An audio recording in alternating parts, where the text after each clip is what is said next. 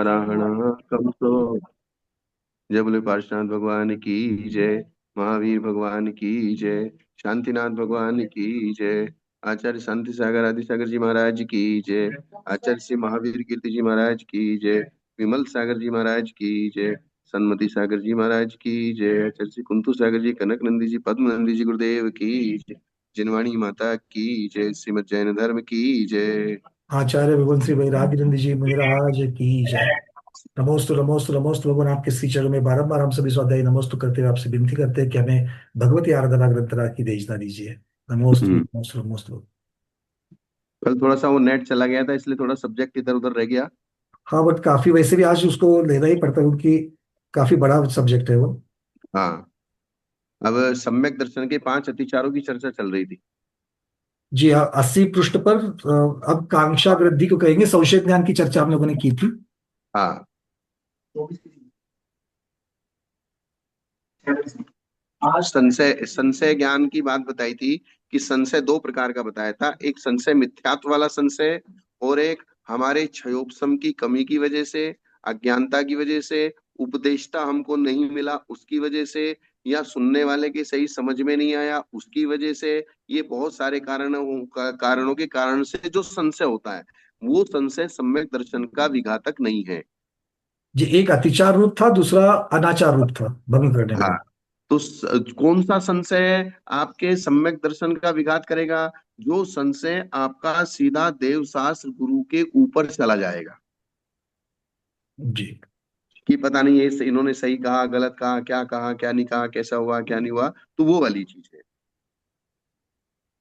और अगर वो संशय सिर्फ और सिर्फ आपकी अज्ञानता को लेके आपको संशय हो रहा है, भाई ठीक है भगवान ने तो जो कहा है वो तो ठीक है, मेरी समझ में नहीं आ रहा, चलो कोई बात नहीं, मेरी समझ में नहीं आ रहा, तो फिर आज्ञा की वजह से फिर उसको वो स्वीकार करता है।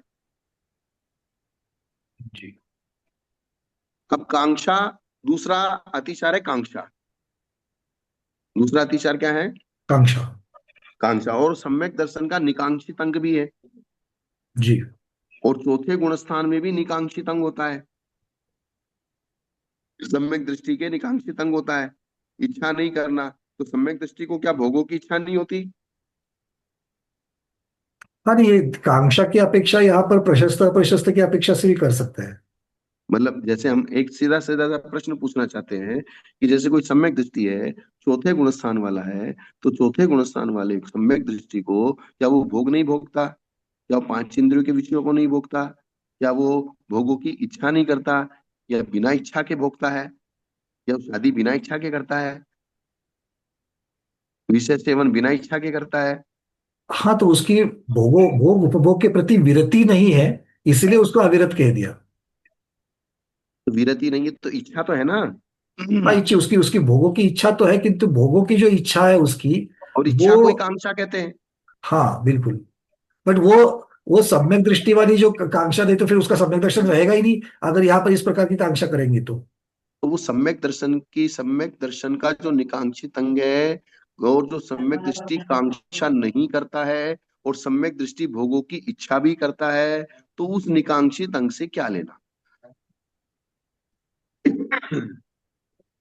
हाँ, यहाँ पर निकांक्षित की अपेक्षा से मतलब ये इस प्रकार से ले सकते हैं कि भाई मैं जो भगवान की भक्ति कर रहा हूँ, भगवान की श्रद्धान कर रहा हूँ, ये मैं इसलिए नहीं कर रहा हूँ कि मुझे सांसारिक भोगों की इच्छा है। सांसारिक भोगों की इच्छा की वजह से अगर मैं भगवान की भक्ति कर रहा हूँ तो फिर वो हम्म। कांक्षा दोष में आ जाएगा।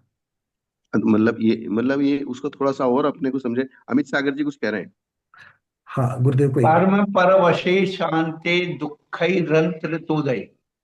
पाप बीजे सुखे नास्ता श्रद्धा नाकांक्षणा। हम्म। उसका जो स्वरूप है कि जिन अवर सम्यक दृष्टि जीव भी संसार सुख भोगता है, लेकिन उसकी दृष्टि में उसमें आकांक्षा किस प्रकार से नहीं है। ये जो संसार का सुख है कर्म परवशे, कर्म के अधीन है, और शांति अंत से सहित है। दुख ही रत तो दुखों से मिश्रित है, और पाप का बीज है।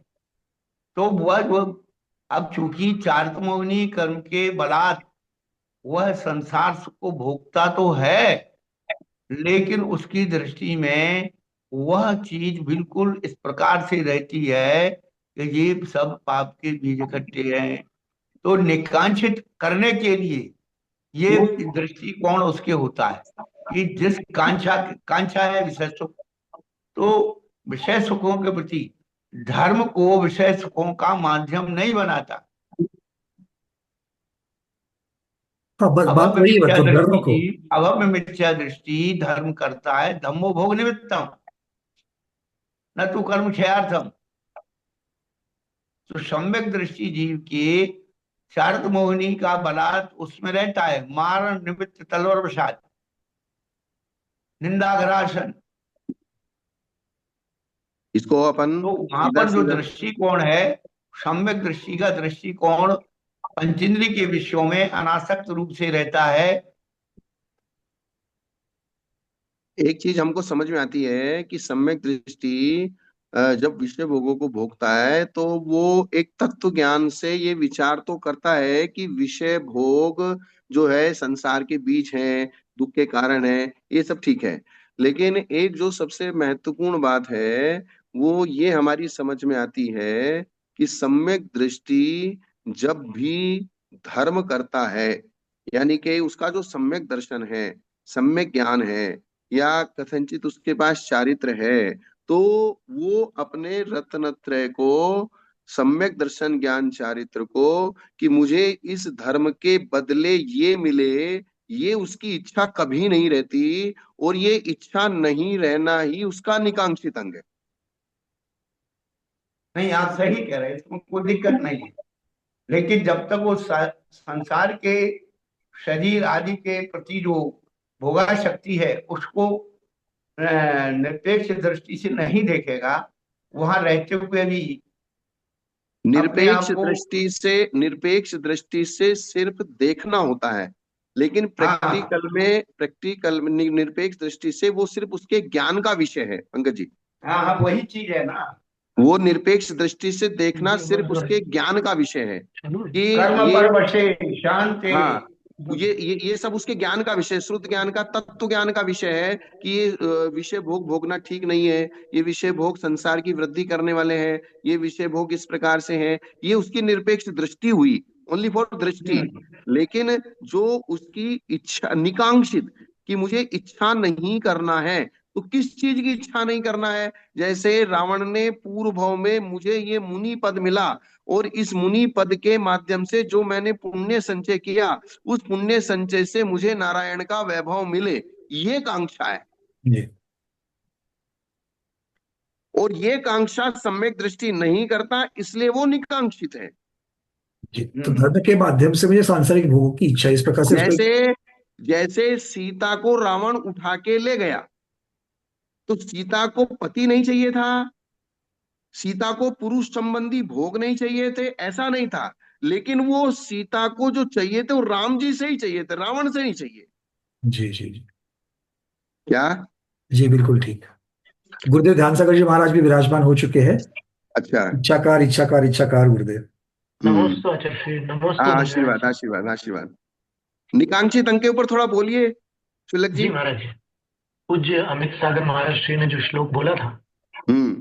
कर्म परवशे शांति हम्म। दुःखैरन्तरितोदये पाप बीजे सुखे नास्था हम्म। श्रद्धा नाकांक्षणा स्मृता। हम्म। हाँ, इसमें सुख के सारे विशेषण दे दिए 5। हाँ। तो सम्यक दृष्टि को इतना पता है कि ये जो सुख है, भौतिक सुख या सांसारिक सुख, हम्म। उनका स्वरूप ये है। हम्म। तो परमार्थ से ये सुख नहीं है, क्योंकि इसमें निराकुलता नहीं है। हम्म। इस कारण पाप बीजे सुखे न आस्था। अनास्था। हाँ, उसकी अनास्था है। पहली चीज ये निष्कांक्षित अंग का प्रथम लक्षण ये हो गया हाँ ठीक है। कि अवास्तविक सुख में हम्म। वास्तविक सुख की आस्था का न होना। ठीक है। अब दूसरी बात उसमें लिखी है अनाकांक्षणा स्मृता। हम्म। लेकिन वो अनास्था केवल अनास्था नहीं है, हम्म। उसके साथ अनाकांक्षणा। तो इस अनाकांक्षणा शब्द का क्या अर्थ है? हाँ, वो हम व्युत्पत्ति बता रहे हैं आपको। बहुब्रीहि समास बन रहा है, नए समास। हम्म। ठीक है। नास्ति आकांक्षणम यस्याम असौ हम्म। अनाकांक्षणा। हम्म। जिसमें आकांक्षा नहीं है, उस किसमें? श्रद्धा को, उस श्रद्धा को हम्म। निष्कांक्षित श्रद्धा कह रहे हैं। श्रद्धालु निष्कांक्षित नहीं है। हाँ, बस यही बात कहनी थी। ये शब्द का अर्थ देखिए पहले। यही यही बात पकड़ने की है। ये श्रद्धालु जो है अपने गुणस्थान तक निदान ध्यान करेगा। श्रद्धालु जो चौथे गुण स्थान वाला है, चाहे ये पांचवें चौथे गुण स्थान पांचवे वाला है, वो अपने भोगों को भोगेगा, शादी भी अप, करेगा, विवाह करेगा, जैसा उसको चाहिए वैसा खाएगा, जैसा उसको चाहिए वैसा स्त्रियों का भी भोग करेगा, वो सारी चीज करेगा करेगा। अपने गुणस्थान तक निदान ध्यान करेगा। हाँ। और निदान ध्यान कौन से गुणस्थान तक है? छठे गुण पांच स्थान तक। पांचवे नहीं, पांचवे पांचवे तक। पांचवे पांचवे तक, छठे में नहीं। निदान तो छठे में भी होके फिर वो नीचे आता है ना। नहीं, नहीं नहीं निदान नहीं। छठे में नहीं होता। सर्वार्थ सिद्धि में लिखा है कि हाँ। प्रमत्त संयता नाम हम्म। निदान वर्जम आर्तत्रयम भवति। अच्छा, हाँ, ठीक है, ठीक है, ठीक है, ध्यान में आया। हम्म। तो ठीक इससे है। स्पष्ट हुआ कि आर्त ध्यान होता है मात्र। सम्यक दृष्टि में कांक्षा हो सकती है, हाँ, लेकिन सम्यक दर्शन में नहीं हो सकती। बस तो वही वही इसकी वही वही इसकी सिद्धि वही कैसे चीज। करें? इसका कोई दृष्टांत? हाँ, हाँ। दृष्टांत ये होगा कि सम्यक दृष्टि धन दौलत के लिए दुनिया भर की उठापटक कर सकता है। हाँ, करता है, और वो बिना इच्छा के नहीं करता। हाँ, बराबर आसक्ति पूर्वक कर सकता है। बराबर चौथे गुण आसक्ति स्थान पूर्वक तक करता है। आसक्ति है। हाँ। और पांचवें गुण स्थान में दर्शन प्रतिमा में हम्म। निर्विण्णता है, उदासी है। बिल्कुल ठीक। तो इतना अंतर है। लेकिन सम अभी सम्यक दृष्टि के इच्छा नहीं होती, लेकिन उस सम्यक दृष्टि के इच्छा होती है, लेकिन उसके सम्यक दर्शन में इच्छा नहीं होती। बिल्कुल। बस। अब देखिए, सम्यक दर्शन उसका जो है, आ कितने भी बड़े संकट आ जाए हम्म। और भगवान की प्रगाढ़ भक्ति करने पर भी यदि संकट दूर न हो, तो उसके सम्यक दर्शन में ये शर्त नहीं उत्पन्न होती कि इतनी सब भक्ति करी लेकिन हम्म। मेरा काम नहीं बना, मेरी सांसारिक इच्छाएं पूरी नहीं हुई, तो हम्म। अब मैं श्रद्धा क्यों करूं? सही है। ये भावना नहीं आती। जैसे मैं ये जैसे मैंने अभी जैसे उदाहरण दिया था, भाई सीता जी को पुरुष नहीं चाहिए था, ऐसा नहीं था, लेकिन वो रावण के रूप में अपने धर्म के बदले नहीं चाहिए। ये दृष्टांत हो गया। हाँ। अब इसमें एक दृष्टांत ऐसा हो सकता है कि हम्म। थोड़ी सी धन राशि के लिए हम्म। एक सम्यक दृष्टि हम्म। आकाश पाताल एक कर सकता है। हाँ, कर सकता है। लेकिन अपार धन राशि के बदले भी वो देवशास्त्र गुरु को नहीं छोड़ सकता। क्या बात है, बहुत बढ़िया। उनकी उनकी विराधना नहीं कर सकता। ये निष्कांक्षित अंग है। उनकी असाधना, उनकी विराधना, उनके प्रति कलुषित भाव, ये उसके अंदर नहीं पैदा हो सकता। उनके प्रति अश्रद्धा, सीधी सी बात। हाँ, वही अश्रद्धा को, कलुषित भाव कहो, अश्रद्धा कहो, या अरुचि कहो। अभी इसमें भगवती आराधना जी में अरुचि अश्रद्धा का एक दूसरा रूप अरुचि भी आया था। हाँ, अरुचि जो है उसको आचार्य अकलंक देव ने, हम्म। उन्होंने ये कहा है कि अरुचि, जो रुचि होती है हम्म। वो साक्षात श्रद्धा नहीं होती। हम्म। क्योंकि रुचि जो है वो मोहनीय कर्म का परिणाम है। लेकिन कथनचित। हाँ, कथनचित। क्योंकि मोहनीय कर्म जब तक उदय में है तब तक सम्यक दृष्टि के अंदर जो रुचि होगी हाँ, बस वो वही। भिन्न श्रेणी की होगी ना। हाँ, हाँ, हाँ। इसलिए और उस रुचि को सम्यक दर्शन कह सकते हैं। बस बस वही चीज थी जो भगवती आराधना पहले आया था, कि देव शास्त्र गुरु जो रुचि का जो प्रमेय है, हाँ जी। रुचि का जो सब्जेक्ट है, हाँ जी। वो सब्जेक्ट उसका तत्व संबंधी, देवशास्त्र गुरु संबंधी ही रहेगा। ठीक है ना। इसलिए उस रुचि को भी हम सम्यक दर्शन कह सकते हैं। हम्म। यही तो ये ये चीज। 8 अंग जो है, ये हाँ हाँ सम्यक हाँ, दृष्टि के नहीं है, सम्यक दर्शन के हैं। क्या बात है। हाँ, ये यही वाक्य बात हमें हमेशा याद है। यही गुरुदेव। बात हम सुनने की इच्छा कर रहे थे, कि जो सम्यक दर्शन और सम्यक दृष्टि, सम्यक दृष्टि की चर्या और सम्यक दर्शन की चर्या, हालांकि सम्यक दृष्टि से सम्यक दर्शन अलग अलग नहीं है। सम्यक दृष्टि जब 8 अंगों में तत्पर होता है तब उसको हाँ, दर्शनाचार कहते हैं। क्या बात है। तब उसको दर्शनाचार कहेंगे, और सम्यक दृष्टि जब आचरण करेगा, तो चारित्राचार होगा। बस। सम्यक्त्वाचरण, चरित्राचार नहीं प्रभु। चौथे बिल्कुल। गुण स्थान की अपेक्षा उसके सम्यक्त्वाचरण होता है। लेकिन यहाँ हम उस आचरण की बात कर रहे हैं जो सम्यक दर्शन के साथ अगर उसने व्रतों को धारण कर लिया है। हाँ, तो वो आराधना में चला जाएगा। हाँ वही, जी। अगर सम्यक दृष्टि ने, अगर व्रतों, जब तक सम्यक दर्शन है और सम्यक दर्शन के साथ उसका जो आचरण है वो सम्यक तो का आचरण है, दर्शनाचार जिसको चुल्लक जी कह रहे हैं। भगवती तो कोई आराधना ज्ञानाचार, में। ज्ञानाचार, दर्शनाचार, चार, ये पंचाचार ऊपर की चीज है। लेकिन अवृत भगवती। सम्यक दृष्टि आदि को सम्यक्ताचरण होता है, और सम्यक्ताचरण का मतलब है जो 25 दोषों से रहित सम्यक है, वो सम्यक्ताचरण है। भगवती आराधना में महाराज जी, भगवती आराधना में जो दर्शन की आराधना विवक्षित है वो 4 आराधनाओं वाली आराधना है। हाँ, वो ठीक है। और दर्शन विशुद्धि में,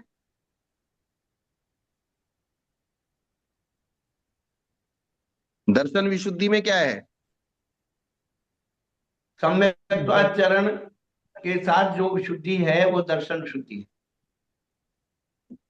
वो भी अब तो सम्यक दर्शना, दृष्टि को भी होती है। वो भी दर्शनाचार रूपी है ना। अब भैया देखो, नाम तो आप कुछ भी अपन दे दें, लेकिन स्वरूप भेद और स्वामी भेद में अब सम्यक दृष्टि तीर्थंकर भक्ति को मानने के लिए दर्शन शुद्धि करता है, तो वहां पर तो 25 दोषों से रहित सम्यक है, उसी का नाम है दर्शन शुद्धि। दर्शनाचार के दर्शन कितने भेद हैं?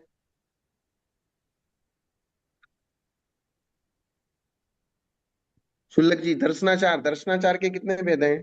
8 भेद है। यही निशंकित आदि अंग, जी हाँ बिल्कुल। यही तो दर्शनाचार है। बिल्कुल, मूलाचार में दिए ही हुए हैं। एक हाँ, एक अलग अलग गाथाएं दी हैं। अब उसको आप 25 दोष कहो चाहे 8 अंग कहो, तो 8 25 दोषों से तो वो सब उसका परिकर दर्शनाचार में आ जाएगा। हाँ, वो भेद अभेद करके उसके वो सब विवक्षा लगा लेंगे। हाँ हाँ हाँ, उसको अपन दर्शनाचार कह सकते हैं। ऐसा ऐसा कहने में कोई बाधा नहीं लगती, मुझे ऐसा लगता है। नहीं, लेकिन दर्शन विशुद्धि असंख्यात जीवों में किसी एक को होती है। हाँ, वो ठीक है। तो इसका अर्थ ये हुआ कि जितने जीवों के पास दर्शनाचार है हाँ, वो उनके सारे दर्शन दर्शन विशुद्धि। विशुद्धि वाले जीव नहीं है। हाँ, नहीं नहीं नहीं, लेकिन उनकी तारतम्यता से भी दर्शन विशुद्धि कही जा सकती है। लेकिन वो दर्शन विशुद्धि जब तीर्थंकर प्रकृति का बंध करेगी, वो किसी किसी के होगी। उसी का नाम तो दर्शन विशुद्धि है। हाँ, तो लेकिन सामान्य रूप से हम जो सामान्य सम्यक दृष्टि हैं और उनके बिल्कुल भी दर्शन की विशुद्धि नहीं ही मानेंगे। नहीं नहीं, ऐसा नहीं है। जो दर्शन विशुद्धि जिसकी संज्ञा दी हुई है 16 हाँ, कारणों में, वो वो एक वाली सामान्य दर्शन से विशुद्धि। हाँ वही तो मैं कह रहा हूँ, जो तीर्थंकर प्रकृति को बांधने वाली दर्शन विशुद्धि है। विशुद्धि तो प्रत्येक गुण की हो सकती है जीवों के पास। हाँ तो वही, और तो अगर सामान्य से हम दर्शन यानी कि सम्यक दर्शन की विशुद्धि सामान्य से प्रत्येक जीव में, प्रत्येक सम्यक दृष्टि जीव में मान सकते हैं, लेकिन वो वाली दर्शन विशुद्धि नहीं मान सकते जो तीर्थंकर प्रकृति के बंध का कारण है। इसलिए दर्शन विशुद्धि जो संज्ञा है हम्म। वो अपन प्रत्येक दर्शन विशुद्धि को नहीं दे सकते। हाँ वो 16 तो, कारण भावनाओं में प्रतिनियत है। हाँ तो 16 कारण भावनाओं वाली ही दर्शन विशुद्धि कहलाएगी। एक वो सामान्य से, जैसे एक सामान्य और विशेष होता है, सामान्य रूप से सम्यक दर्शन की जो तारतम्यता है उसको कह सकते हैं वैसे। वो सम्यक दर्शन में वृद्धि तो होती है ना। बस, जैसे छायिक सम्यक दृष्टि भी होता है, तो छायिक सम्यक दृष्टि भी जो है जरूरी नहीं कि वो तीर्थंकर प्रकृति का ही बंध करता है। हाँ बिल्कुल। तो एक लेकिन एक क्षयोपशमिक सम्यक दृष्टि में दर्शन विशुद्धि हो सकती है, साहिक में हाँ, ना हो। अब ये भी बात है, क्षयोपशमिक सम्यक दृष्टि तीर्थंकर प्रकृति का बंध कर रहा है, और छायिक सम्यक दृष्टि तीर्थंकर प्रकृति का बंध नहीं कर रहा है। हम्म। और वही चीज ऐसे है, जैसे मिथ्या दृष्टि को किसी को शुक्ल ध्यान होता है और किसी सम्यक दृष्टि को कृष्ण लेशा है। शुक्ल लेश्या। नहीं, सम्यक दृष्टि की कृष्ण लेशा हाँ जी। और मिथ्या दृष्टि की शुक्ल लेशा। हाँ जी। किसी के ऐसा तो, सम्यक दर्शन का मिनिमम रूप क्या है और सम्यक दर्शन का मैक्सिमम रूप क्या है, ये बात हो गई ना। हम्म। तो क्या सम्यक दृष्टि 7 व्यसनों को भोग सकता है? सम्यक दृष्टियों द्वारा व्यसन का उल्लेख हम्म। शास्त्रों में उपलब्ध तो होता है। यही बात विद्युत बहुत चोर। सारी चर्चा चर्चा जब विद, होती है तो सब लोग बोले विद्युत। सम्यक दृष्टि 7 व्यसनों को नहीं भोगेगा, नहीं ही भोगेगा। नहीं ये तो अति हो गई। है ये शुभ लेश्या वालों की बात अलग है। पर वो वही सम्यक दृष्टि को अगर 6 लेश्या हो रही है तो हाँ, कृष्ण लेश्या में उसका क्या स्वरूप बनेगा, इसका उत्तर दो। बस इसलिए मैंने कहा कि सम्यक दृष्टि की कृष्ण लेशा और मिथ्या दृष्टि की शुक्ल लेशा। तो सम्यक दर्शन का जो मिनिमम स्वरूप है कि सम्यक दर्शन भी है, और सबसे निचले स्तर पे वो कहाँ है। देखो विद्युत चोर मुनिराज की कथा आती है। हाँ। उनका सप्त व्यसन का त्याग नहीं था। हम्म। वो कुछ व्यसन करते थे। नहीं, जिस समय मुनि थे नहीं वो तो मुनि बात की ही बात अलग है। नहीं। जिस मुनि समय की तो चोर बात थे, ही अलग होगी। जिस समय चोर थे। दीक्षा पूर्व। हाँ। और वो उस समय सम्यक दृष्टि थे, ये भी उल्लेख है। अच्छा। और चोर थे। हाँ नहीं चोर तो वो एक नाटक किया था उन्होंने। हम्म। वो मित्र के ठीक है साथ उनका कुछ वो हो गया था तो उससे उन्होंने बोले कि तुम मुझे पकड़ के बताना, तुम पुलिस बनना, मुझे चोर हाँ पकड़ वो के तो एक बताना। उनका एक प्रकार का ऐसा कोई एक आध उदाहरण और, कि जो सम्यक दृष्टि रावण। भी थे और सप्त व्यसनी भी थे। रावण ने सीता का जो हरण किया था हम्म। उस काल में वो सम्यक दृष्टि थी। रावण। हाँ पद्म पुराण में पांडा लिखा है। जुआ खेल रहे थे। पद्म पुराण में जहां पर बाली का प्रसंग है, हाँ हाँ हाँ हाँ। वो कैलाश पर्वत वाला, हम्म। वहां से रावण सम्यक दृष्टि है। अच्छा। और उसके बाद सीता का हरण किया है। हम्म। तो चारित्र मोह के उदय में सम्यक दृष्टि भी व्यसन कर सकता है। उसमें कोई बाधा नहीं है, बहुत सारे लोग हम समझा समझा के कि भाई ये नहीं, सम्यक दृष्टि का जो मिनिमम रूप है उसको व्यसनों का, क्योंकि जो चौथे गुणस्थान का स्वरूप जीव कांड जी में बताया है, जो इंद्रियों से भी विरत नहीं है, और जिसने किसी प्रकार से कषायों को भी नहीं छोड़ा है, न कोई व्रतों को धारण किया है, उन्हें इंद्रियों के विषयों को छोड़ा है, फिर भी वो सम्यक कार, दृष्टि है। कार्तिकेय अनुप्रेक्षा में भी एक गाथा है यहाँ, हम्म। अविरत सम्यक दृष्टि की। हम्म। विषया सत्तो विषया हम्म। सव्वारंभे सुवट्टमाणो भी मोह विलासो एसो हम्म। तव्वो यदि मन्नदे हेयम। हम्म। अविरत सम्यक दृष्टि हम्म। सदा विषयों में आसक्त रहता हुआ भी हम्म।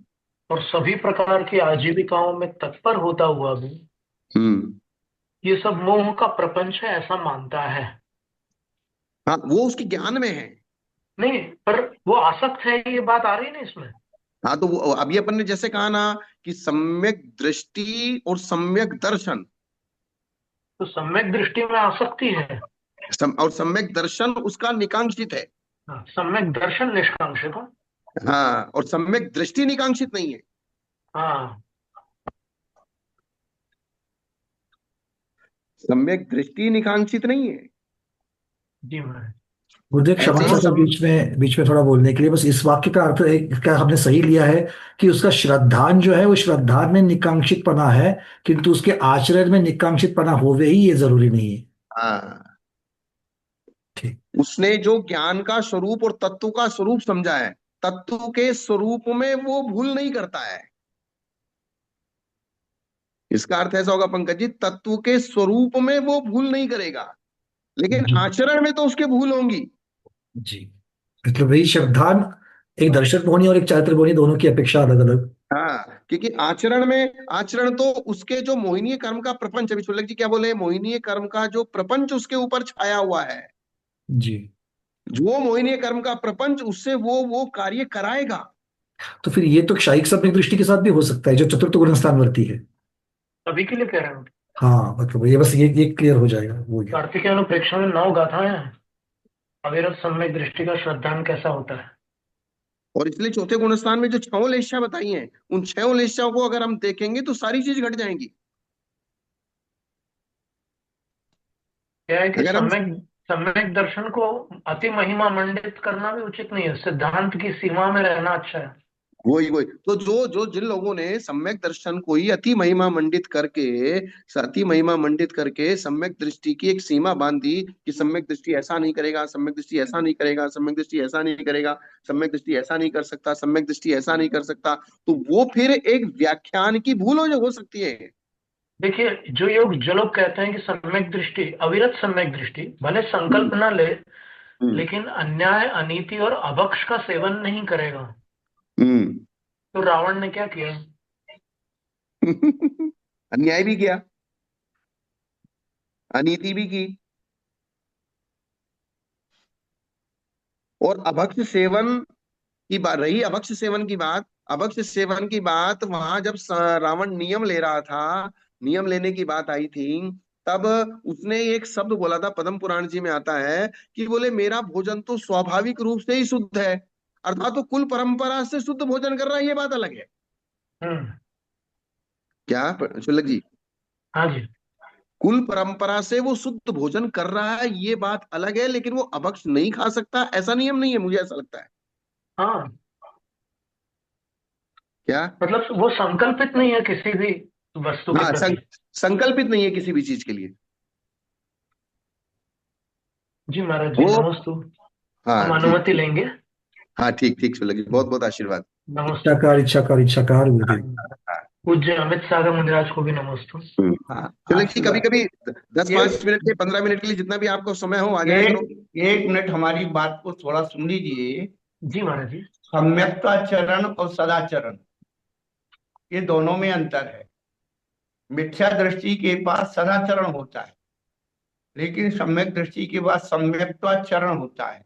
बहुत सुंदर। और सम्यक दृष्टि के पास सदाचरण हो और नहीं भी हो, लेकिन सम्यक्ताचरण जो होता है वो सच्चे देवसात गुरु के प्रति उसकी चेतना समर्पित होती है। तो सम्यक्ताचरण, उसके देवसात गुरु तत्व के प्रति जो श्रद्धान की पकड़ है वो सम्यक्ताचरण है। लेकिन उसके जो चार्तमोहनी की प्रक्रिया है, सदाचरण हो या नहीं भी हो, लेकिन अन्य जो विधर्मी लोग होते हैं वो भी रात्रि भोजन का त्याग करते हैं, अन्याय नीति का त्याग करते हैं, उनके सम्यक्ताचरण नहीं कहलाएगा, वो सदाचरण कहलाएगा। जी। व्यसन आदि का त्याग कर देना सदाचरण है, ठीक है। जो सब लोगों से द्वारा प्रशंसनीय होता है। जी। लेकिन सम्यक्ताचरण तो सब लोगों के द्वारा नहीं होता है, सम्यक के दुश्मन भी होते हैं। हम्म। स्वरूप भेद और स्वामी भेद, पांडव लोग जुआ खेल रहे हैं, रावण को सम्यक्ताचरण की जो है नियम लिया था, जो स्त्री मुझे नहीं चाहेगी उसे मैं बलात् नहीं भोगूंगा। उसने ये नियम लिया था, ये उसका सम्यक्त्वाचरण था। लेकिन इस लेकिन नियम में छल था महाराज जी। छल छल हो या कुछ भी हो, लेकिन उसने नियम को पालन किया। जी ठीक है चुल्लक जी। जी। नमस्ते नमस्ते नमस्ते। इच्छा बहुत बहुत कर, इच्छा आशीर्वाद। कर, इच्छा कर। इसका मतलब है अभी जो अभी महाराज जी आए ना ने पंडित जी, बोला। पंकज जी, आपको समझ में आई ना बात पूरी? बिल्कुल गुरुदेव, बिल्कुल। बस एक एक दृष्टांत मैंने अभी मैं मैंने जानबूझ के इस चर्चा को आगे लिया है। नहीं, और ये इस अब चर्चा क्योंकि में ये बहुत सारे। सारे लोग कंफ्यूज रहते हैं। हाँ, क्योंकि यही तो अभी सम्यक दर्शन आचरण में, दर्शनाचार में यही बातें चलेगी, क्योंकि ये सम्यक दर्शन और सम्यक दृष्टि, इनको अलग बस अलग इस, तरीके से हम लोग जब तक नहीं देखते तब तक ये बातें क्लियर हाँ, नहीं होगी। जैसे हमने योग और उपयोग सम्यक को अलग दर्शन अलग देखा। कारण है, सम्यक दृष्टि तो कार्य है।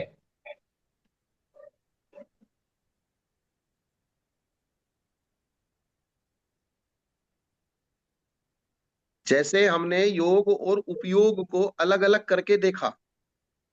किसको? जी। योग योग को और और, उपयोग। उपयोग। हाँ, योग और उपयोग को एक करेंगे तो फिर उसमें जंबलिंग हो जाएगा।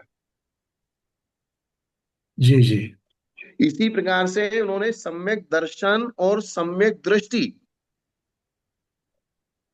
यही बात अब इसमें भगवती आराधना जी में खुलासा कर रहे हैं इसी बात को। पहले अपन ने चर्चा कर ली, ये अच्छा हो गया, लेकिन अब इसी को शंका समाधान से खुलासा कर रहे हैं विशेष रूप से इस भगवती आराधना में।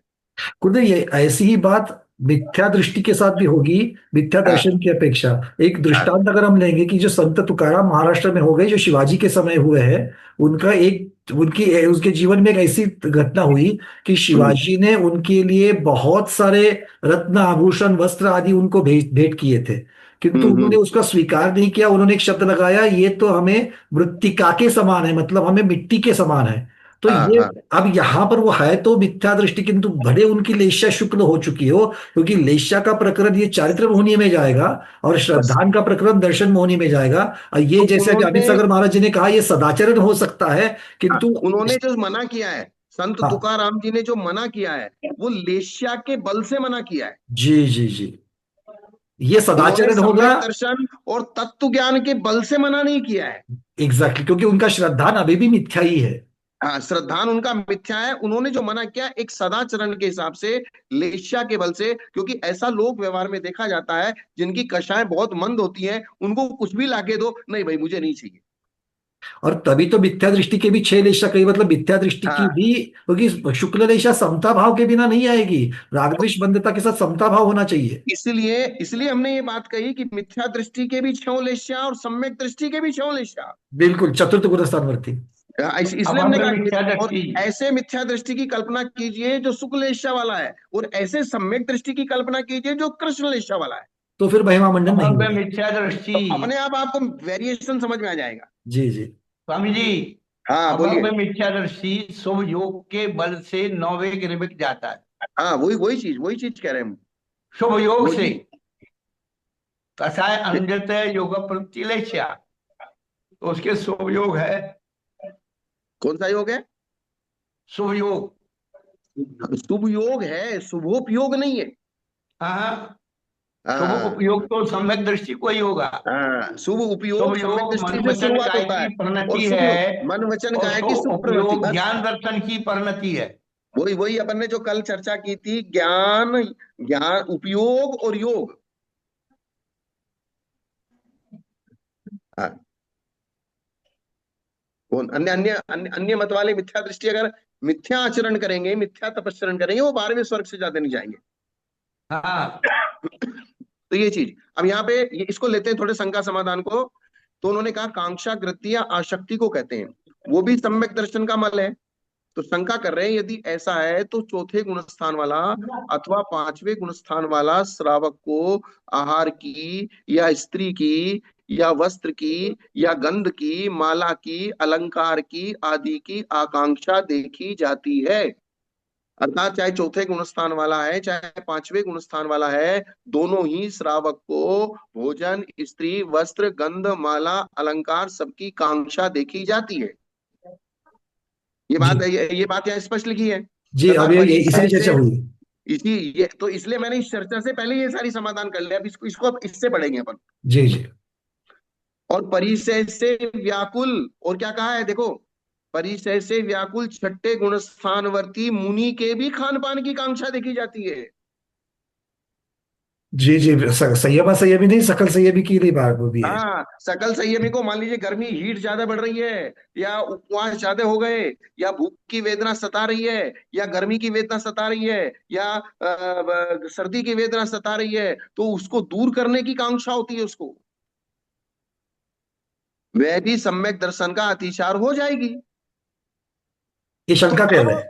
शंका है तो बोले वो भी शंका है, वो भी कांक्षा है, तो आपने कांक्षा को अतिचार कहा है, तो बोले ये भी कांक्षा है, तो ये कांक्षा भी अतिचार हो जाएगी। तथा भव्य जीवों को मुक्ति के सुख की कांक्षा रहती ही है, बोले ये भी सम्यक दर्शन का अतिचार हो जाएगी। तो अब इस चीज को समझना है कि कांक्षा से ऑलरेडी यहाँ तात्पर्य क्या है। जी इसलिए मैंने आपको बताया था धवला जी में सिर्फ एक ही लाइन पढ़ के हमको ऐसा लगा, दिमाग क्लिक हुआ कि लाइनें जो लिखी हैं वो आगम नहीं है, उसमें जो तात्पर्य है वो आगम है। देखिए, बिल्कुल बिल्कुल। कांक्षा आगम नहीं है, कांक्षा का अभिप्राय आगम है। शब्द की जगह अर्थ से चल रहा है। हाँ, समाधान बोले कांक्षा करना मात्र अतिचार नहीं है, किंतु सम्यक दर्शन से, व्रताचरण से, देव पूजा से, तपस्या से, उत्पन्न हुए पुण्य से मुझे अमुक कुल रूप धन स्त्री पुत्रादि या शत्रु विनाश अथवा सातिशय स्त्रीपना पुरुषपना प्राप्त हो, इस प्रकार की इच्छा करना यह कांक्षा है। अभी बात बिल्कुल स्पष्ट लिखी है। जी जी इसलिए सम्यक दृष्टि सप्त व्यसनों का भी भोग करता है, सम्यक दृष्टि कृष्ण लेश्या वाला भी होता है, और सम्यक दृष्टि शुक्ल लेश्या वाला भी होता है। सम्यक दर्शन का मिनिमम रूप, सम्यक दर्शन सम्यक दृष्टि का मैक्सिमम रूप, सम्यक दृष्टि, अब सम्यक दर्शन उसी के अंदर है, लेकिन सम्यक दर्शन दर्शन मोहिनीय का क्षोभसम है, और उसका जो सम्यक दृष्टि का आचरण है वो चारित्र मोहिनी का विषय है। जी। तो वो चारित्र मोहिनी का विषय अभी उसके प्रकट नहीं हुआ, अर्थात चारित्र मोहिनी का कोई क्षोभसम उसके प्रकट नहीं हुआ, उसके सिर्फ दर्शन मोहिनी का क्षोभसम प्रकट हुआ है, अर्थात उसका मानसिक परिवर्तन हम कह सकते हैं। इसको क्या कहेंगे हम? हाँ, बस मानसिक परिवर्तन, वो पहले जो सोच थी और अब की सोच में फर्क है। हाँ बस, उसका पक्ष चेंज हो गया, उसके देवसास गुरु समझ में आ गए, उसको विषय भोग भोग रहा है, लेकिन विषय भोगों की स्थिति समझ में आ गई। विषय भोग भोगते हुए विषय भोगों की स्थिति क्या है, जो रत्नगण श्रावकाचार्य जी में अभी अमित सागर जी महाराज बोल रहे थे ना, गाथा, तो परवशे तो वो शांति। वाली चीज, जी। श्रद्धा, मतलब वो चीज उसको समझ में आ गई। क्या क्या गाथा थी? कर्म परवशे शांति। कर्म परवशे शांते दुखे रंत ऋतोदये, पाप पाप बीजे बीजे सुखे सुखे नास्ता। श्रद्धा नाम अनास्था। कांक्षना स्मृता। तो ये उसका एक मानसिक विचार है। क्या है ये? ये उसकी सोच है, ये श्रद्धा नहीं है, उसकी उसका विचार है। उसका विचार है, ये उसकी चर्या नहीं है ये। ये ऐसे विचार को ठीक मान रहा है, ये मानना है ऐसे उसको। विचार को ठीक मान रहा है, भले ही वो भोजन की जगह भोजन करता है, स्त्री का नंबर आता है तो स्त्री को भोगता है, जो जो जो इंद्रिय का विषय का नंबर आता है वो सारे इंद्रियों के विषयों को लेता है, लेकिन विचार क्या है? नहीं भाई ये ठीक नहीं है, अगर उसको कर रहा पूछा हूं जाए लेकिन ठीक नहीं है। अगर उसको पूछा जाए रात्रि में भोजन करना चाहिए क्या, वो बोलेगा नहीं करना चाहिए, नहीं क्योंकि नहीं खुद नहीं नहीं करेगा। करना चाहिए, बस। तो यहाँ जो मैंने ये जो बात चल रही थी कि मुझे इस सम्यक दर्शन के प्रभाव से, सम्यक ज्ञान के प्रभाव से, सम्यक चारित्र के प्रभाव से, रत्नत्रय के प्रभाव से, या भगवान की पूजा गुरु की भक्ति के प्रभाव से, इस पुण्य से मुझे ये चीज मिले, ऐसी इच्छा उसके नहीं होती, क्योंकि उन चीजों के प्रति उसका विचार पहले से ही नेगेटिव हो चुका। जी तो स्त्रीपना इस प्रकार की कांक्षा यहाँ ग्रहण की गई है, ये सम्यक दर्शन का अतिचार है। बीज राख फल भोग वे जेव किसान जगमाई। क्या बात है! त्यों चक्री न सुख करें धर्म विचारे नाई। बस इसी सब निष्कर्ष से धर्म के वही बीज चीज। को सुरक्षित रखते हुए, वह धर्म की दृष्टि को सुरक्षित रखते हुए संसार सुख भोगता है। वह अपने हम्म हिस्से का सोचता है कि जो मेरे भाग में है उसका फल मुझे भोगना है, इससे अधिक करता है तो वह सब आकांक्षा में चला जाएगा, निदान बंध में चला जाएगा, निदान सल में चला जाएगा।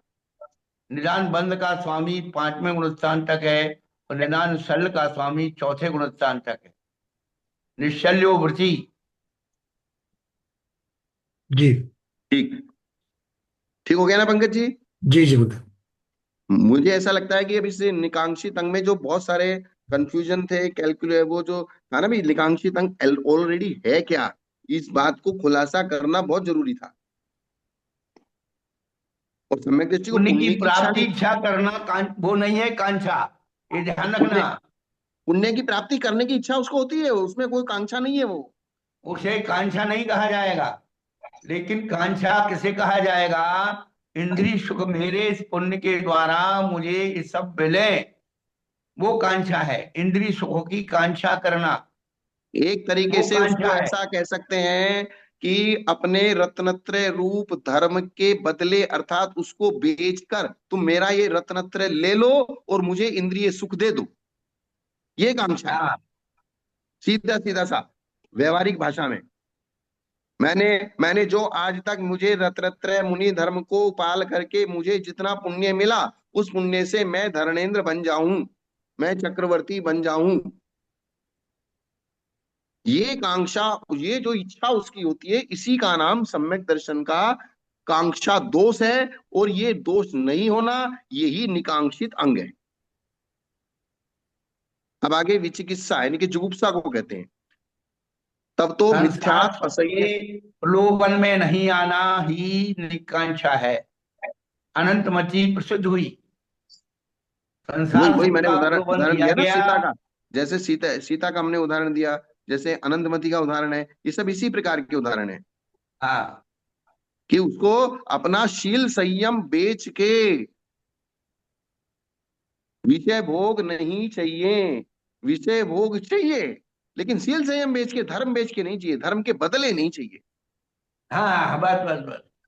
क्या सीता को राम पुरुष नहीं चाहिए ऐसा नहीं, वैसे देखा जाए तो पुरुष पुरुष में क्या भेद है, रावण हो चाहे राम हो, लेकिन पुरुष चाहिए, विषय भोग भी चाहिए, लेकिन रामचंद्र जी से ही चाहिए, रावण से नहीं चाहिए। अब विचिकित्सा जुगुप्सा कहते हैं शंका, तब तो मिथ्यात असंयम आदि में जुगुप्सा करना भी अतिचार हो जाएगा। बोले आपने जुगुप्सा का मतलब कहा ग्लानि करना, जुगुप्सा का मतलब क्या कहा? ग्लानि। ग्लानि करना। तो ग्लानि तो मिथ्यात्व में ग्लानि, असंयम में ग्लानि, तो मिथ्यात्व से ग्लानि करेगा जब तो सम्यक दर्शन की उत्पत्ति होगी, असंयम से ग्लानि करेगा तभी तो संयम की उत्पत्ति होगी, और आप ग्लानि मिथ्या को ज्ञान अतिचार से। कह रहे हो। और ग्लानि को आप जुगो विचिकित्सा कह रहे हो, तो ये सम्यक दर्शन का अतिचार है। तो बस वही वही बात हो गई। तो हमने जो जुगुप्सा कहा है उसका अभिप्राय क्या है ये बताओ फिर। जी यहाँ भी नियत विषय में जुगुप्सा को अतिचार रूप माना है, ऐसे ही वहां भी कांक्षा को भी नियत विषय में कांक्षा को कांक्षा माना है, सब जगह कांक्षा को कांक्षा नहीं माना है। बस ये शब्द वहां भी लग जाएंगे। हाँ, सब जगह कांक्षा को कांक्षा नहीं माना है, नियत विषय में कांक्षा को कांक्षा माना है। ऐसे ही नियत विषय में जुगुप्सा को अतिचार माना है। रत्नत्रय में किसी एक में, रत्नत्रय के धारी में क्रोध आदि के निमित्त से होने वाली जुगुप्सा का यहाँ ग्रहण किया गया है। अर्थात आपको रत्नत्रय से जुगुप्सा नहीं होनी, रत्नत्रय धारी से जुगुप्सा नहीं होनी, और किसी भी निमित्त से उससे जुगुप्सा नहीं करनी। जिसका जिसमें यह श्रद्धान है कि यह श्रेष्ठ है, यह उसकी जुगुप्सा करता है। अतः रत्नत्रय के महत्व में अरुचि होना यह अतिचार है। जी ग्लानि का मतलब नाक मुंह सिकोड़ लेना, द्वेष रूप हो जाएगा। तो अरुचि आपने अभी पीछे पीछे बात है ना, अरुचि अश्रद्धा, अरुचि भी अश्रद्धा। अश्रद्धा। आप आपने महाराज बैठे हैं, या शास्त्र का व्याख्यान चल रहा है, अंदर आए झांके और एकदम से अरुचि सा मुंह सा बना के बाहर चल दिए। बिल्कुल। और जब टिपिकली जब आहार होता है, आहार देने तक तो सब कुछ ठीक है। आहार के बाद में महाराज जी जब कुल्ला कर रहे हैं तब भाग जाते हैं सब। मतलब आप जैसे अपने उद्यान राजा का प्रकरण आता है, जी तो उतायन गोमन। राजा ने, महाराज ने आहार कर लिया, आहार करने के बाद उल्टी कर दी, उल्टी करने के बाद भी वो पूरा जो है नौकर चाकर को हटा के खुद ही साफ करता रहा, खुद ही उनकी सेवा करता रहा, वैयावृत्ति करता रहा, जब तक वो मुनि महाराज को ठिकाने व्यवस्थित रख के नहीं आया, तब तक उसने अपने कर्तव्य की तीसरी नहीं की। जी उसका कर्तव्य तब तक था जब तक मुनि महाराज उसको जो है प्रेम से आंखों से देख के ये कहते हैं कि भाई अब तुम जाओ, जी। जब तक उनकी आज्ञा ना मिल जाए। जैसे सौधर्म इंद्र भी होता है, जब स्वर्ग जाता है तो आता तो अपनी मर्जी से है, लेकिन जाता भगवान के माता पिता की मर्जी से है। आज्ञा लेकर ही जाएगा। हाँ, बिना आज्ञा लिए नहीं जाता वो। ऐसा नहीं कि वो अदृश्य रूप में आया और अदृश्य रूप में चल दिया। जब भगवान का जन्म कल्याणक बनाता है, गर्भ कल्याणक बनाता है, और जन्म कल्याणक के बाद लाके भगवान को माता पिता की गोदी में देता है, फिर भगवान की तरफ देखता है कि बोले मेरा काम हो गया, मैं जाना चाहता हूँ, तब तब माता पिता उसको परमिशन देते हैं कि हाँ आप जाइए, तभी जाता है। आना अपनी मर्जी से होता है, लेकिन जाना उसका अपनी मर्जी से नहीं होता। और अगर अपनी मर्जी से चला गया तो वो असाधना की गिनती में आ जाएगा। क्या बात है। आसाधना क्या? हो जाएगी। आसाधना हो हाँ, जाएगी। हाँ। गुरु के अगर बारे में अपनी, भी ऐसा ही है। गुरु के पास जाते तो अपनी मर्जी से, गुरु का अगर आज्ञा ना हो तो नहीं निकलना चाहिए वहां से। हाँ, अगर चले गए तुम उनके कमरे में घुस गए, लेकिन अब उनके नजर की अपेक्षा रखो। जी जी। अब उनके नजर की, उनके चेहरे की अपेक्षा रखो, और कि बोले अब मुझे गुरु जी, अब मुझे निकलना है, हाँ हाँ ठीक है, आशीर्वाद। वो ये नहीं कहते कि आप चले जाओ, लेकिन बस आशीर्वाद उन्होंने कहते हैं, नजर से ही मालूम पड़ जाता है। जी जी। तो ये छोटी छोटी बातें भी साधना दोष को उत्पन्न कर देती हैं। और इसी प्रकार से, जैसे हम शास्त्र पढ़ रहे हैं, जिनवाणी पढ़ रहे हैं, जिनवाणी में 5 मिनट पहले आना और जिनवाणी स्तुति होने तक रुके रहना, उसके बाद जाना, उसकी सारी व्यवस्था को, क्योंकि हमने स्थापना की है, स्थापना की है तो उसका विसर्जन भी करना जरूरी है। कितनी सुंदर बात। सब लोग थोड़ा अच्छी तरीके से उपयोग लगा करके सुनिए आचार्य जी क्या कह रहे हैं। निष्ठापन क्रिया के पहले और प्रतिष्ठापन के बिना अगर आप स्वाध्याय करोगे तो गड़बड़ हो जाएगी। ज्ञानावली प्रतिष्ठापन क्रम भी का करनी विशेषता है मिल और जाएगा। निष्ठापन होने के बाद ही निकलना है। क्योंकि जैसे आपने पूजा की स्थापना की तो शांति पाठ विसर्जन करना जरूरी है। शांति पाठ विसर्जन किए बिना आप उस थाली को छोड़ के नहीं जा सकते। जी जी। और अगर आपको बिल्कुल। जल्दी जाना है तो आप थोड़ा सा आज्ञा लेके, परमिशन लेके, या फिर उसका बीच में ही विसर्जन करके फिर जाना पड़ेगा, कोई विशेष अगर परिस्थिति है तो। चलो अच्छा है, कोई सयाने होंगे तो अच्छा हो गया। महाराज जी आपने बता दिया, कल से प्रतिष्ठापन ही नहीं करेंगे तो निष्ठापन की चर्चा ही नहीं चलेगी। नहीं, अगर परिस्थिति वश ऐसा करते हैं और अगर जानबूझ के ऐसा करते हैं तो फिर भी ज्ञानावली कर्म का विशेष आश्रव का कारण बनेगा। बिल्कुल बिल्कुल। क्योंकि आपके मन को तो पता है, दुनिया को पता हो नहीं पता उससे हमें मतलब नहीं, लेना देना नहीं है। किसी को बीच में इमरजेंसी भी आ जाए तो निष्ठापन क्रिया करके फिर आप निकलो, कोई बात हाँ, निष्ठापन क्रिया करके जा सकते हैं। नहीं। और गुरुदेव एक बात पूछनी थी, प्रतिष्ठापन क्रिया में क्या होता है, बहुत बार आधी प्रतिष्ठापन क्रिया हो गई, श्रुत भक्ति वगैरह हो गई, और उसके बाद आगे की क्रिया चल रही, तब जाकर के कोई जुड़ता है। तो जो हाँ, जुड़ता है वो वहां से आगे वाली क्रिया करता है, पिछले जो चूक गई वो क्रिया नहीं करता है। उसके बारे में क्या कहोगे गुरुदेव? यहाँ आप उनको एक विधि बता दीजिए ना, कि जो जब जुड़ रहा है वो प्रतिष्ठापन करके जुड़ रहा है, बैठा तो मौन है, तो जुड़ जाए और अपना स्वाध्याय प्रतिष्ठापन कर ले।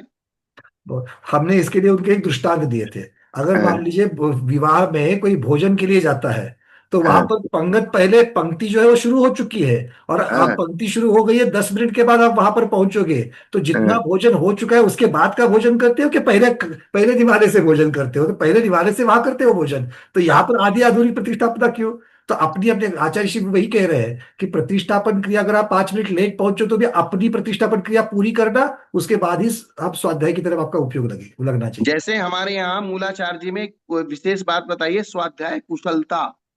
स्वाध्याय कुशलता बहुत बढ़िया।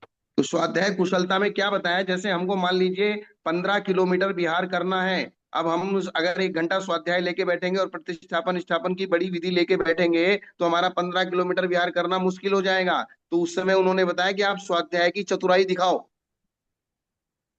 हाँ, ये विशेष परिस्थिति की बात है। नहीं नहीं, उन्होंने स्वाध्याय, इसको स्वाध्याय कुशलता कहा है। कुशलता क्या कहा है कि आप शॉर्ट रूप में स्वाध्याय प्रतिष्ठापन करो, संक्षेप। मंगलाचरण करो, और मंगलाचरण करके तुरंत स्वाध्याय निष्ठापन करो और फिर बिहार करो। संक्षेप थी। मतलब आचार्य जी कह रहे हैं कि अगर आपको संक्षेप में करना है तो आपको 15 किलोमीटर बिहार करना पड़ेगा। तो क्या करना है सोच लो फिर आप लोग। नहीं, अब साधु के लिए तो 15 किलोमीटर बिहार करना होता है, और लेकिन श्रावक के लिए हो सकता है उसको कोई बीमार हो, कोई हाँ। किसी के जीने मरने में जाना हो, या कोई विशेष परिस्थिति में जाना हो, उसके लिए वो भी व्यवस्था है। जी जी जी, बिल्कुल ठीक। वो संक्षेप प्रत्याख्यान वाली बात ऐसी दिमाग में बैठी, कम से कम हाँ उतना तो होना चाहिए। हाँ, वो तो करना ही पड़ेगा। और अच्छा। अगर संक्षेप प्रतिष्ठापन करना है तो आपने मंगलाचरण भी कर लिया, तो मंगलाचरण भी एक तरीके से संक्षेप प्रतिष्ठापन ही है। जी, संक्षेप की विधि तो उस प्रकार से मंगलाचरण होके ही चलेगी।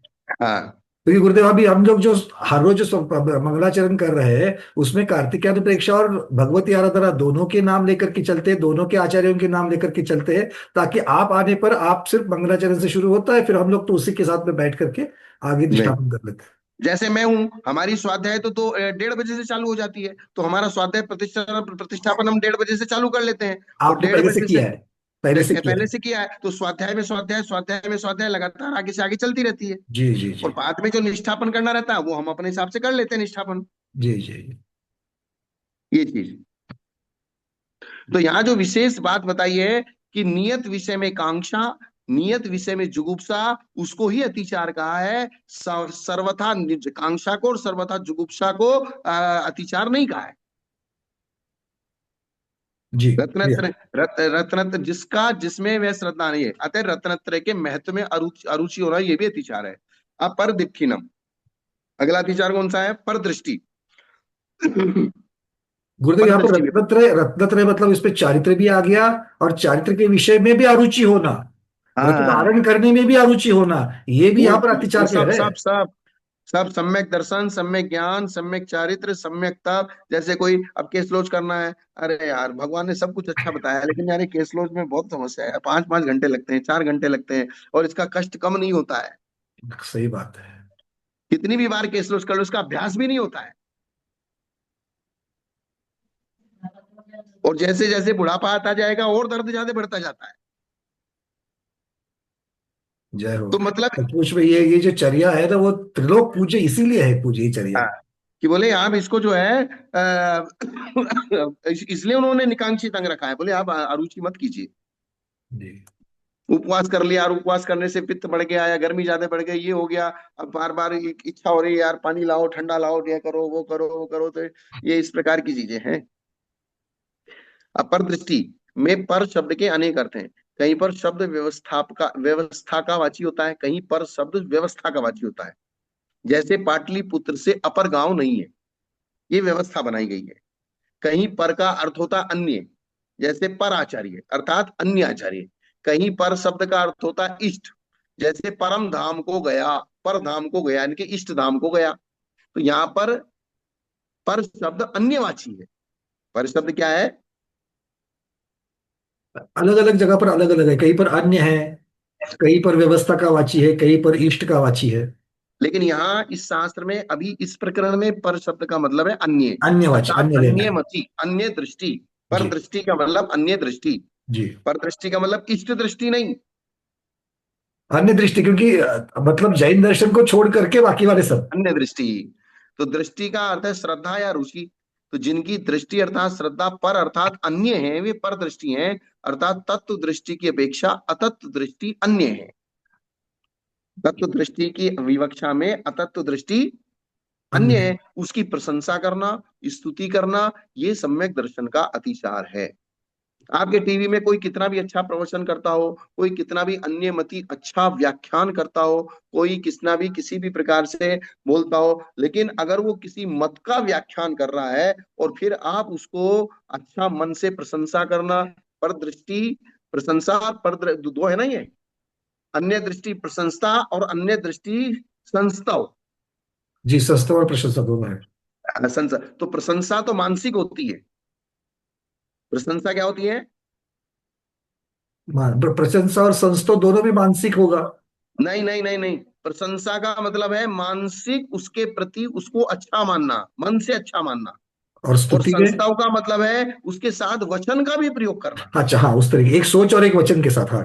ठीक। हाँ, तो प्रशंसा का मतलब, बोले ये आदमी की बहुत प्रशंसा कर रहा है, तो प्रशंसा का मतलब सिर्फ मानसिक विचार, मानसिक पॉजिटिविटी उसके प्रति। ठीक। प्रशंसा शब्द में शब्द उच्चारण नहीं होते, लोक संस्थाओं में में जाके सब उच्चारण होते हैं। लोक में हम लोग थोड़ा कहते हैं कि हमने प्रशंसा हाँ कर आए आए, मतलब इसका मतलब हमने उसमें साक्षात संस्तव किया। हाँ, तो वो लोक व्यवहार या हमारी मदर लैंग्वेज में हम ऐसा समझ लेते हैं, ऐसा समझते हैं मदर लैंग्वेज में चलता है, इसकी प्रशंसा, देखो कितनी प्रशंसा कर रहा है। जी जी तो प्रशंसा कर रहा है नहीं, संस्तव कर रहा है, स्तुति कर रहा है। जी। जबकि सैद्धांतिक दृष्टि से, व्याकरण की दृष्टि से प्रशंसा का अर्थ लिया है मानसिक अनुमति, मानसिक अनुमति, अच्छा। या मानसिक अच्छा मानना, उसको मन से अच्छा मानना कि हाँ ये बहुत बढ़िया प्रवचन है, जैसे हम बोल कुछ नहीं रहे, अरे यार। हम्म। और जब किसी दूसरे के सामने हम उसका स्तुति करना चालू कर देंगे, तो वो हो जाएगा संस्तव, अन्य दृष्टि संस्तव। तो इस प्रकार से हम अपनी रोजमर्रा की जिंदगी में, अगर हम ज्यादातर, बहुत सारे लोग अन्य लेखकों की, राइटरों की, जो अन्य मत से संबंधित है, या अन्य मत के गुरुओं की, या अन्य मत के प्रवचन वचन आदि, लगातार कुछ ना कुछ इनको पढ़ने लिखने का ज्यादा शौक होता है ना, जिनको पढ़ने लिखने की ज्यादा भस्मक व्याधि होती है क्या, हाँ, जिनके लिए मतलब सारे कुछ भी विशेष चल सकते हैं, पढ़ना है बस। मतलब उनको पढ़ना है, कुछ भी चाहिए उनको, पढ़ने, दिमाग में कीड़ा है कि मुझे बस पढ़ना है, सुनना है, चाहे जो सब्जेक्ट हो। तो ऐसी चीज में वो फंस जाता है। इसलिए हमारे गुरु जी ने हमको शुरू से ये कहा है कि जब तक अपने शास्त्र पूरे ना हो जाए, तब तक अन्य किसी भी दूसरे की किताब को हाथ नहीं लगाना, चाहे वो किसी लेखक की हो, राइटर की हो, चाहे अन्य मत्ती की हो, चाहे किसी की भी हो। क्योंकि आपका दिमाग अभी नया नया है, और अभी अगर किसी भी का भी तर्क वितर्क आपके दिमाग और बुद्धि में घुस गया, और एक बार जब दिमाग बुद्धि में वो चीज घुस जाती है, तो जिंदगी उसी दिशा में चली जाती है। उससे अगर आप प्रभावित हो गए तो उसके मत से भी प्रभावित हो जाओगे। उसके मत से प्रभावित हो जाए। इसलिए सबसे पहले अपने जिनेंद्र भगवान के मत से ही प्रभावित होना है, उनको ही पढ़ना है, दूसरे को पढ़ना ही नहीं है। इसलिए अन्य मत के शास्त्रों को पढ़ने के लिए गुरु जब आज्ञा दे तब पढ़ने का। वो ये महसूस करें कि अब आपका दिमाग जो है अपने मत में स्थिर हो चुका है। अब कोई अन्य मत वाला आपको कितना भी कोई तर्क वितर्क देगा, आपकी बुद्धि चलायमान नहीं होगी, तब जाके अन्य मतों को पढ़ो। क्योंकि उनके पास भी अच्छे अच्छे तर्क हैं, और अगर उनके पास अच्छे तर्क वितर्क नहीं होते, तो उनके भी दुनिया में बहुत अनुयायी हैं, वे अनुयायी नहीं बनते। जी। ये ऐसा बात। नहीं है कि उनके अनुयायी नहीं है। हर व्यक्ति के पास अपने मत को चलाने वाला युक्ति, तर्क, उदाहरण, दृष्टांत, क्योंकि वे कहा करते हैं कि इस लोक व्यवहार में सही बात को सिद्ध करने वाला भी दृष्टांत है, और गलत बात को सिद्ध करने वाला भी दृष्टांत है। सही को गलत करने वाला भी दृष्टांत है, और गलत को सही करने वाला भी दृष्टांत है, और सही को सही सिद्ध करने वाला भी दृष्टांत है, और गलत को गलत सिद्ध करने वाला भी दृष्टांत है। जी, खंडन और मंडन दोनों है। हाँ, इसलिए जिसको, अगर आपको लूटना होगा ना, वो अपनी शब्दों की चाल में आपका निपटारा कर देगा। जी। अब ये तो शब्दों का खेल है। जैसे कहा ना, रजनीश ओशो, उसके विचारों से बहुत लोग प्रभावित होते हैं। जी, कभी कोई कुछ कहता है कि भाई चलो हमें उनमें क्या अच्छा है ये देखने के लिए हम गए थे, बट आपको नहीं, जो यहाँ पर अच्छा है अगर उसमें देख लो, क्योंकि ये तो सर्वज्ञ की वाणी है, तो इसमें तो सब अच्छा ही अच्छा है। तो अगर आप अच्छाई की अगर आप अगर शोध कर रहे हो, तो अच्छाई तो आपको यहाँ मिल रही है, तो आपको दूसरे की चर्चा की जरूरत ही नहीं है। यही बात देवागम स्तोत्र में उन्होंने कहा कि जब जैन धर्म अच्छा है, उसकी बातें अच्छी हैं, उसकी सब चीजें अच्छी हैं, फिर आज इस वर्तमान काल में, इस पंचम काल में उसके अनुयायी बढ़ क्यों नहीं रहे? इन उल जलुल लोगों के अनुयायी क्यों बढ़ रहे हैं? जिनके पास अच्छा नहीं है उनको तो दुनिया मान रही है, और जिनके पास अच्छा है, इसका मतलब ये पैकिंग का जमाना है। उनकी खराब चीज को अच्छे पैकिंग में रख के पेश कर रहे हैं, क्योंकि प्रेजेंटेशन का जमाना है। अब हमारे इस जैन धर्म को, आपको या तो वक्ता का अभाव है और प्रेजेंटेशन का अभाव है, इसलिए आपका धर्म नीचे जा रहा है। आप अनादिकाल के जो संस्कार है, जो आदत लग गई है, उसको छुड़ाना चाहते हैं, वहां पर उसकी प्राथमिकता नहीं है, बस खत्म हो गई बात। वो ये मत बस खाओ, वो मत खाओ, वो मत खाओ, वहां पर वो उसकी चर्चा ही नहीं चलती है। प्रमाण, नय, निक्षेप, अनेकांश, शादवाद और वचनों में इस प्रकार से कहने वाला जो वक्ता की चतुराई होनी चाहिए, वैसे वक्ता आज नहीं बचे। जी। और ऐसे श्रोता नहीं बचे जो उसको पक्षपात से रहित होकर अंगीकार करें। श्रोता पक्षपात को घेरे बैठे हैं और वक्ता के वचनों में प्रमाण ने निक्षेप नहीं है। और फिर उसके ऊपर पंचम काल है, फिर उसके ऊपर कसायों की बहुलता है और दुर्जनता है। मुझे आपने बहुत सुंदर बात कही कि श्रोता जो है उसके पास भी ये बात, मतलब श्रोता के भी प्रश्न ऐसे होते हैं श्रोता के, कि हाँ, जिससे आत्मा का कल्याण होने की जगह पर चर्चा ही चर्चा सिर्फ हो सकती है, बस यही बात है। बस हम यहाँ आत्मा का कल्याण हमको समझ में आए, हमको एक एक बात भी ढंग की मिल गई ना, हमारा काम हो गया बस। हम उस एक बात को समझ लेंगे, यहाँ हम चर्चा करने नहीं बैठे हैं, यहाँ हम कोई कैलकुलेशन कंक्लूजन निकालने के लिए बैठे हैं। हम किसी सब्जेक्ट में अगर संशयित हैं तो उसका संशय दूर करने के लिए बैठे हैं। जी। हम यहाँ अपनी प्रतिभा का प्रदर्शन करने के लिए नहीं बैठे हैं कि पंकज जी अपनी प्रतिभा का प्रदर्शन कर रहे हैं, मैं अपनी प्रतिभा का प्रदर्शन कर रहा हूं और अन्य कोई अपनी प्रतिभा का प्रदर्शन कर रहा है। यहाँ प्रतिभा का प्रदर्शन का प्रश्न नहीं है कि लोग मुझे, अरे यार महाराज कितना अच्छा पढ़ाते हैं, कितना अच्छा बोलते हैं, कितना अच्छा क्या सब्जेक्ट किया, ये सुनने के लिए हम यहाँ तत्व ज्ञान के लिए नहीं बैठे। हम यहाँ तत्व ज्ञान की निर्णयात्मकता करने के लिए बैठे हैं। क्योंकि ऐसा नहीं करेंगे तो खुद को ही फंसा रहे हैं, और क्या किसको फंसा हाँ, रहे हैं। तो वो ज्ञान जो है ख्याति लाभ पूजा के लिए हो गया। ज्ञान में वो फलम ज्ञानम ननु श्लाघ्यम अनश्वरम अहो मोहात मोहस्य महात्म्य अन्य दबी मृग्यते। ज्ञान का फल केवल ज्ञान की प्राप्ति है, ज्ञान का फल ज्ञान की प्राप्ति है। ये मोहिनीय कर्म का महात्म्य है कि जो ज्ञान से दुकानदारी करता है। क्या करता है? ज्ञान से दुकानदारी करता है वो तो। हाँ, ज्ञान से आजीविका करता है, ज्ञान से कुछ और खोजता है, ख्याति लाभ पूजा को खोजता है। अरे बोले ज्ञान का फल तो ज्ञान है, ज्ञान का फल पैसा कमाना नहीं है, ज्ञान का फल दुनिया को में अच्छा करे वो नहीं है ज्ञान का फल। ज्ञान का फल तो ज्ञान है। अहो मोहात अहो मोहस्य महात्म्य, ये मोहिनी कर्म का महात्म्य है। अन्यत अपि मृग्यते, कुछ और खोज रहे हो तुम ज्ञान से। ख्याति लाभ पूजा तो वैसे ही प्राप्त, साइड इफेक्ट की वजह से प्राप्त होने हैं उन्हें है। तो होना ही है, तो फिर उसके पीछे क्यों लगे हो? तो क्यों एग्जैक्ट, तो वो टारगेट होना ही नहीं चाहिए, टारगेट होना चाहिए ज्ञान की प्राप्ति। हाँ, और तो आप ज्ञान की अपने प्राप्ति टारगेट, करोगे। हम यही तो कह रहे टारगेट चेंज करना है खाली, जो चीज मिलनी है वो मिलेगी। बस बस बस यही है। तो इसलिए जो पर दृष्टि है, पर दृष्टियों में उसकी प्रशंसा करना और स्तुति करना, ये सम्यक दर्शन का अतिचार है। अनायतन के 6 वेद है, मिथ्यात्व, मिथ्या दृष्टि, मिथ्या ज्ञान, मिथ्या ज्ञानी, मिथ्याचारित, मिथ्या चारित्री। उनमें से मिथ्या तो अश्रद्धा नहीं है, उसकी सेवा करने पर तो मिथ्या दृष्टि हुआ। अतः मिथ्या तो सेवा अतिचार नहीं है। मिथ्या दृष्टियों की सेवा का अर्थ है उन्हें बहुत मानना। मिथ्या दृष्टियों की सेवा का मतलब क्या है?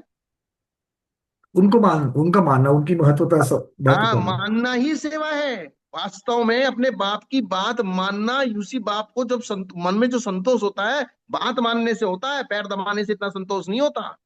जी जी जी, क्या बात है। हाँ, आप अपने बाप को सुबह शाम पैर दबाओ, उसके सिर में तेल डालो और बात एक भी ना मानो, वो बाप कहेगा बोले बोले बेटा तू पैर मेरे भले भले मत दबा, लेकिन मैं जो कह रहा हूं उसे सुन ले। उसको जो एक आत्म संतोष होता है, उससे जो उसके मन को सुकून होता है, वो सच्ची सेवा है। इसलिए यहां सेवा का अर्थ क्या दिया? सेवा का अर्थ है बहुत मानना। क्योंकि शारीरिक रूप से आप किसी के कष्ट दूर करना जितना आसान है ना, मानसिक रूप से उसको सुकून देना ये बहुत बड़ी बात है।